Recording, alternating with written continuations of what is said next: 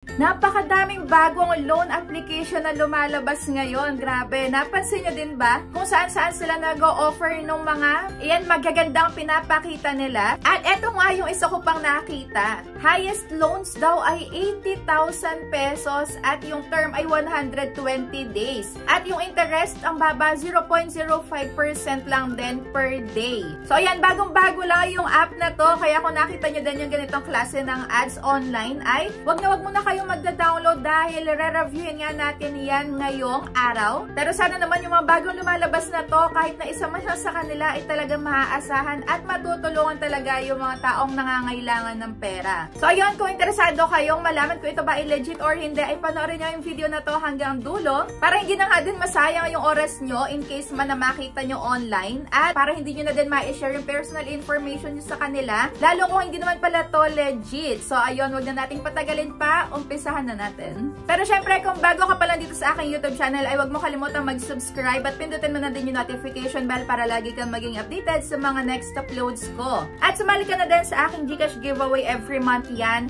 At sa aking 2 cellphone giveaway, kung paano sumali, kailangan lagi ka lang updated sa mga ina-upload ko dito sa my YouTube. At huwag mo ko kalimutang i-PM sa aking Facebook page para maisali agad kita. So yan, simulan na nga natin. At itong app na to ay ang Peso Ace. Ayan, mabilis cash loan. Dito, hindi natin alam kung bago lang ba yung pangalan nila or bago talaga yung app nila. Kaso nga lang, nanggagaya sila ng ibang name, ng ibang app, which is eto, may kagaya din. So yun, yung mabilis cash, di ba? Na-try nyo na ba itong mabilis cash na to? Ito, unang na-approve ako is 300 pesos. Pero ayun, mabilis naman talaga yung mabilis cash. Mabilis mag-disburse. Ito, i-check pa rin natin kasi baka merong kamukha sa may mabilis cash. So ayun, ito na nga yung kanyang app. Nakalagay dito, 60,000 pesos at privacy protection. Yung pwede daw nating ma-loan dito is 1,500 up to 60,000 pesos. At yung minimum ay 3 months daw up to 1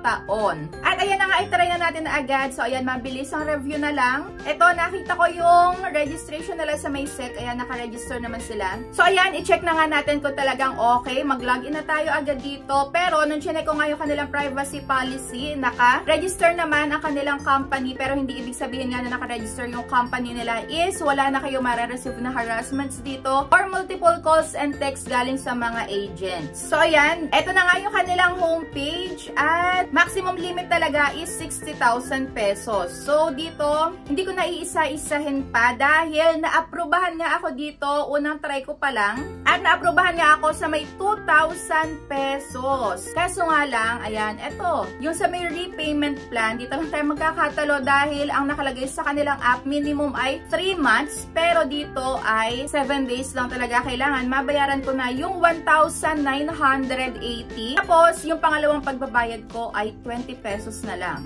At, ayan, sa October pa yung next ko na pagbabayad. O, diba? Nakakaloka. So, dito sa may Peso Ace, buti na lang merong, ayan, deletion of account. Kaso, hindi natin talaga dito sure kung madedelete ba talaga yung ating personal information. Pero, sige, i-delete pa rin natin dahil, ayan, meron naman silang option na delete account. Mali natin, ma-delete naman talaga. So, yun, para sa akin, not recommended itong si Piso.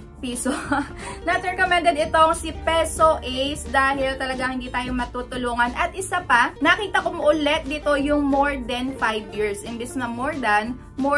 Pagka nakita ko talaga, ito pa lang, ay wala na. Hindi na talaga ito mapagkakatiwalaan. Dahil halos ang dami ko nakikita na ganito yung inilalagay. Imbis na more than ang nakalagay. At yung contact references na hiningi sa akin dito ay 3 lang. Pero mabilis naman siyang applyan. Kaso nga lang, napakalaki na makakaltas dito. At ayun, kailangan 7 days. On or before pala dapat. On or before 7 days ay makapagbayad ka na agad.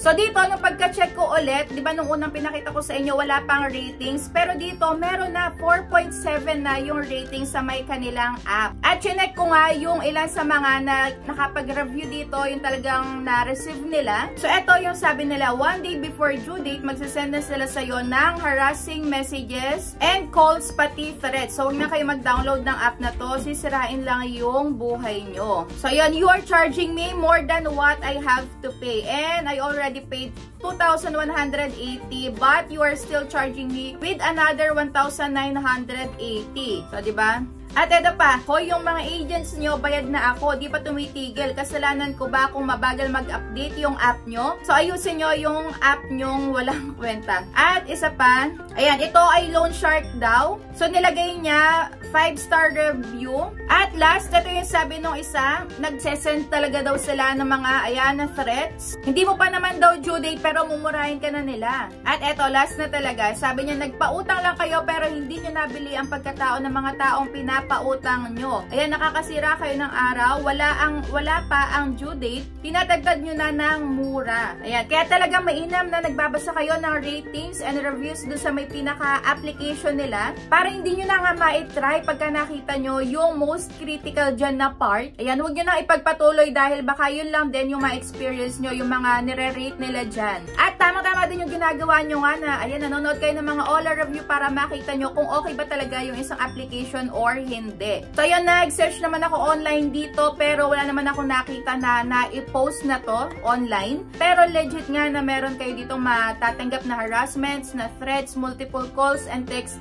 at kahit wala pa yung due date nyo. So yan, kung na-try nyo na din itong Peso Ace na to ay i-comment nyo na dyan sa may comment section para mabasa na nga lang din ng iba at maging aware sila so kung ano pa yung possible na ma-experience nila pagka nag-try sila dito. So kung meron pa kayong gustong loan app na ipapa-review na bagong labas lang din na nakita nyo yung offer online, ay i-comment nyo na dyan sa may comment section at re-reviewin ko yan para sa inyo para hindi na nga kayo mag-aksaya ng oras na magbigay ng personal info nyo, ayan, mag-share ng contact references pero hindi naman pala okay in the end. So yun lang. Thank you for watching and see you on my next vlog.